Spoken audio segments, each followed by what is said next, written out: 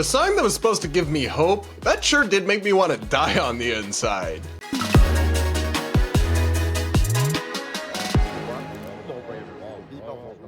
Woke white people are at it again, and the cringe is off the charts. The media strays into bizarre new territory and TikToker roots for the destruction of America as we know it. All this and so much more is coming up on today's episode of Brad vs. Everyone, my daily show where I take on the craziest ideas from across the internet and across our politics, all from an independent perspective. So guys, it's Friday. I'm tired. The news is bleak. So I wanted to do something fun today on the show. I guess fun is an interesting word for it because it's also kind of masochistic in a way, but I saw something absolutely terrible and cringe-inducing and brain cell destroying on the internet, so you're going to have to see it too. We're going to watch this terrible, cringe-worthy song published by this woke family, simping for Kamala and dunking on Donald Trump, and it's just one of the worst things my eyes have ever had the misfortune to see. Let's take a look at the first bit here. Well, old Donald used to run the country. He subdivision tried to build a wall. He made a few of his people wealthy. Oh, he don't care about the rest at all. It gets so much worse, but even just from the beginning, I already have so many questions. Babe, why is there a shower curtain in your living room? And why are you putting your kids, some of whom appear to be minors, in this kind of video and showing their faces, which is something I question in general, just putting your kids on the internet, because there are so many creepy people out there, but especially putting them in something like this that if they grow up to have any common sense, they'll be embarrassed about and probably or may not agree with. Why are you doing that? Why are you giving them that digital footprint? That just seems really not great decision making there, mom and dad. If you guys want to go on the internet and clown yourself like this, by all means, but the decision to put your kids in it, some of whom are really young, I don't know about that one, Chief. And how do you not see how incredibly, incredibly cringe this is? The substance of the song only gets worse. He's got convictions, he did the nasty, and undermined the Constitution. He's an oppressor of civil liberties, megalomaniac Republican. Oh, give me hope, Kamala. Hope, Kamala, give me hope, Kamala, for the election. Again, for a song that was supposed to give us hope, this sure did make me want to die. What is this like Jamaican accent or vibe they're going for? Because these people are white as Wonder Bread, and by their side's logic, isn't that like cultural appropriation or problematic or something? And the thing about Trump having convictions because he did the nasty is just not the bar they think it is. The only things that Trump has actually been convicted of so far are bookkeeping offenses that were brought in a highly politicized case that even many liberal legal commentators concluded wouldn't have been brought if politics weren't involved. And I definitely have criticisms of Trump's approach to civil liberties, and I've talked about them on this show, like his bizarre stance that he wants to criminalize flag burning, even though that's part of free speech. But you're out here simping for the side that tried to force people to stay home, close their businesses, keep their schools closed, force them to mask their toddlers, force them to take a you-know-what, and so much more during that terrible period of our lives just a few years ago. And you're simping for the side whose vice presidential nominee just this week essentially came out against the First Amendment as we know it. Sorry, but y'all can't invoke the civil liberties card ever again. Good grief, people. Give me hope, Kamala. Hope, Kamala. Hope for beating Donald Trump. You see, she's safer than him with money. She'll try to regulate the sale of guns. She's bringing measures that offer hope, not fear. Access to healthcare and abortion. We know there's grief with the neighbors' borders, with climate change and immigration. Don't want a president of the USA who's dangerous to everyone. Oh, give me hope, Kamala. Hope, Kamala, give me hope, Kamala, for the election. Give me hope, Kamala.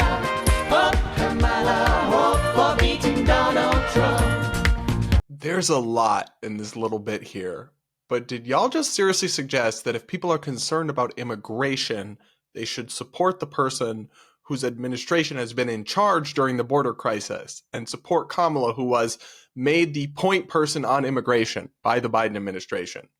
The math there is not quite mathing.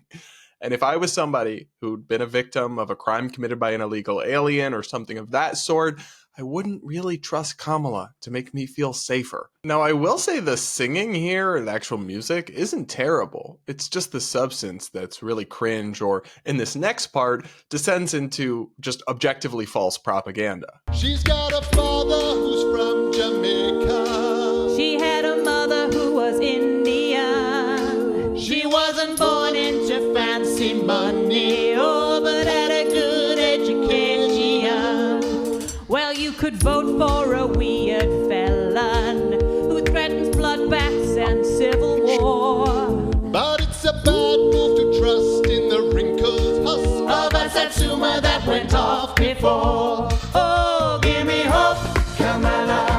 Hope, Kamala. Give me hope, Kamala, for the election. What is this weird propaganda about Kamala Harris growing up working class or something? No, her mom was a cancer researcher and her father was a Stanford professor, and she went to elite private schools growing up. So I don't know what you're talking about there, but that little bit of this song is totally detached from reality. And okay, her dad's from Jamaica, her mom's of Indian heritage. Who cares? That's not a reason to oppose someone, but it's also not a reason to support them either. And liberals just really can't help themselves. They accuse Trump of lying and saying things that aren't true, and he does plenty of that, but they have to do it themselves as well, because they trot out this little trite line about Trump said there'd be a bloodbath if he lost the election. But when you actually go and look up the context of that remark, he was referring to an economic bloodbath. He was talking about trade and tariffs and saying that if the other side won, there'd be an economic bloodbath, which is an extremely common phrase that people use all the time in conversations about the economy. It wasn't some warning about the violence he was going to bring to America if he lost, like they're making it out to be. That's a total lie. And it's just gross propaganda that to mislead and scare people. Bear with me. We're going to watch one little last piece of this song. I don't think I can handle much more without incurring permanent brain damage. Better to keep him on a course where his handicap is not fomenting insurrection. You might not like who he calls Camilla. She's Californian and not a man. But she won't set the country burning or take it back to 1861. Oh, give me hope, Kamala. Hope, Kamala. Give me hope, Kamala, for the election. That's enough. There's so many problems with this little bit of the song. I mean, you're joking about him being handicapped and bringing that to governance. Oh, that's a little ableist and problematic of you now, isn't it? Now, of course, I don't actually care about that, but the implication that people just don't like Kamala because she's not a man is so stupid. That is not why people don't like her. If anything, she wouldn't be where she is if she was a man. She was specifically picked as vice president in part because she was a woman.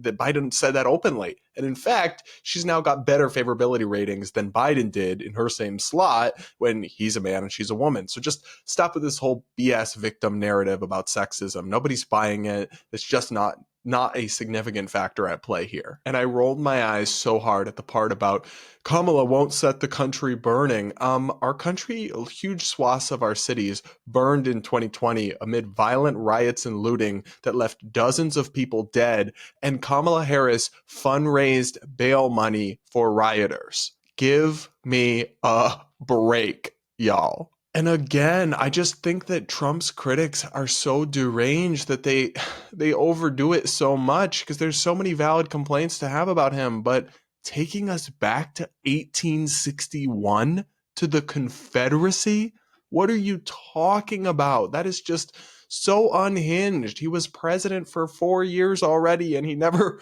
did anything of the sort. Like, y'all desperately need to touch grass and make some contact back with reality. But I've almost universally seen people who've been forced to hear this song say that it brought them despair, not hope.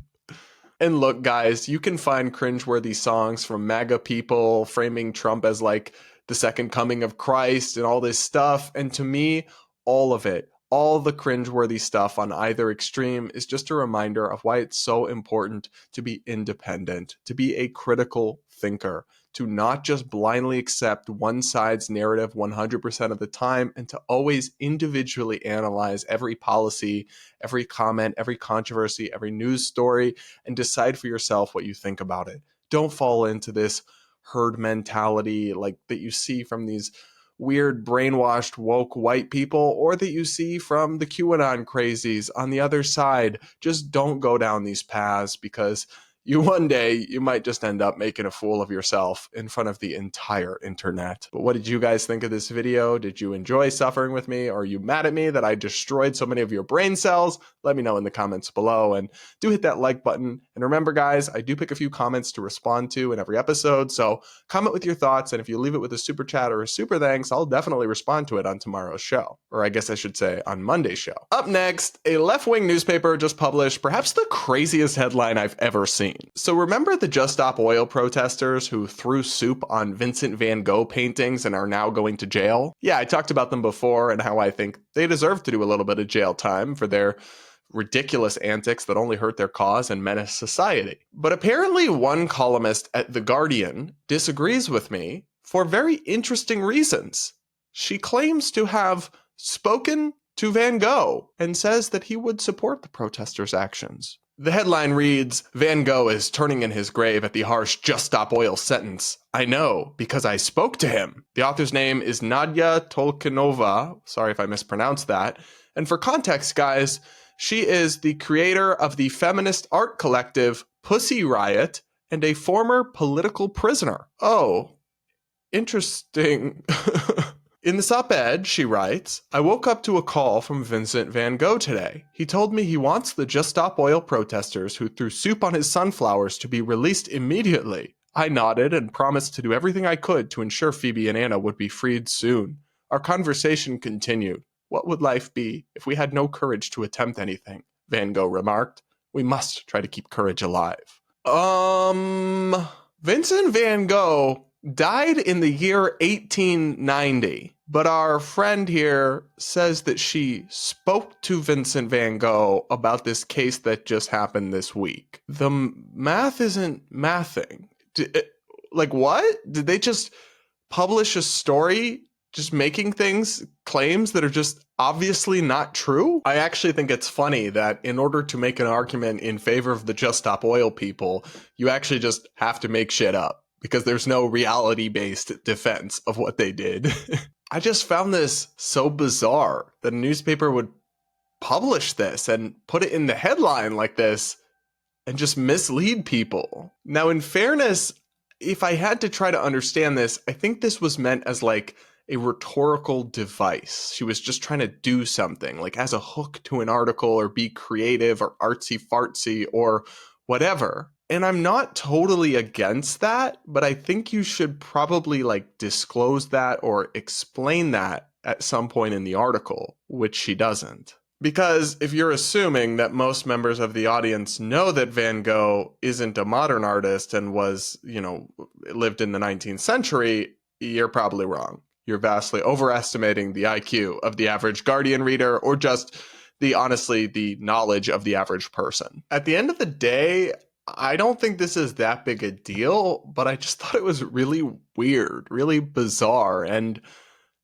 I don't know. The media never ceases to amaze me anymore. It just doesn't. But what do you think? Let me know in the comments, and do hit that like button while you're at it. Now, it's time for Brad versus TikTok, my segment where I take on the craziest ideas from the Clock app. Pronoun of the day is slug. Today, a TikToker is openly calling for the destruction and downfall of the United States of America. And not in a hyperbolic way, she literally means it. People say, like, death to America, this country needs to not exist. They're not being hyperbolic. That is like that is a tangible, like, direct end goal. That if y'all want to see Palestine freed, if you want climate change to literally not be a thing, if you want the genocide of Black Americans and indigenous folks on Turtle Island to stop occurring, this country literally needs to not exist. So if you're as confused as I am right now, I stopped and I looked this up. Turtle Island is apparently what woke people who like don't recognize the validity of civilization call North America. So she's suggesting that there is an ongoing genocide of Black and indigenous people in North America today. Uh, uh um let's keep going, I guess. There's no negotiating, there's no concessions. Like, this country literally needs to be abolished. That's not a figurative statement. That is like an end goal, and will inevitably happen, and we are currently on course for that to happen. Same sense of like capitalist realism of like people cannot conceptually imagine a world in which capitalism does not exist, in which there is an entire mode of operating society and operating of world building outside of this current system. There's like American realism, like American empire realism. Like, people genuinely cannot think of what would the world look like if America does not exist anymore. Because America is like a baby in the span of human history. It's like an infant, if that. And in its like infancy, look how much destruction and terror has occurred. Like, we are literally like on a global scale, like since 1492, like that's when the apocalypse started. I'm not even joking. And the thing about like that is like there have been many apocalypses. There have been many. There's not just one. There's been many throughout history. We're living through another one. It feels like the big major one, but like this is, yeah. Babe, put down the crack pipe. You've had enough. There's so much to unpack here. I mean, the idea that climate change wouldn't exist, wouldn't be a thing, wouldn't be a problem without America is just nonsensical and untrue. China is actually the single biggest emitter of CO2 in the world. So, and we're supposed to believe that without America, the rest of the world would just all become kumbaya green energy. They'd just have solar panels and everything. China would shut down all their coal plants. Russia would go green. Like, babe, the Delulu is showing, okay? And this idea that Black people are being genocided in modern day America is just insane. What is she even talking about? I'm not one to deny that racism is still a problem. There's still issues and inequities we need to address. But at the same time, there's really never been a better time to be a Black person with more opportunity and more economic chances and prospects than there is in the year 2024 in America. I mean, this whole take and this whole video and this whole aesthetic reeks of just American privilege. Only somebody who grew up in a relatively incredibly free and prosperous country would ever have the audacity to think like this, because only they could take for granted everything we have here and what a beautiful, amazing country this is in so many ways, and be so quick to cast it out and want to see it all destroyed. And it's really terrible because it takes so long to build something, but it doesn't take nearly as long to destroy things. And actually, girly, a lot of people can conceptualize a non-capitalist society because they've witnessed it firsthand, because they're not 19 years old or whatever. They lived through the 20th century and they saw the horrors of socialism and communism and the massive death tolls and body counts that they took in China, in the Soviet Union, and beyond.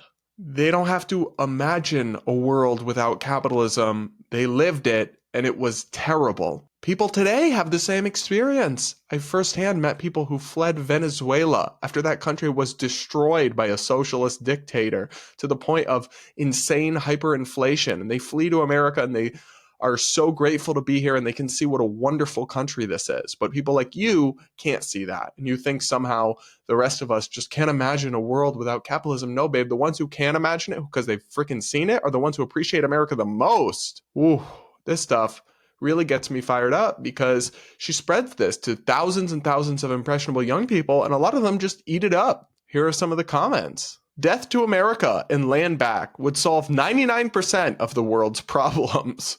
The person writes, US first, then England, France, Germany, Netherlands, Russia, etc.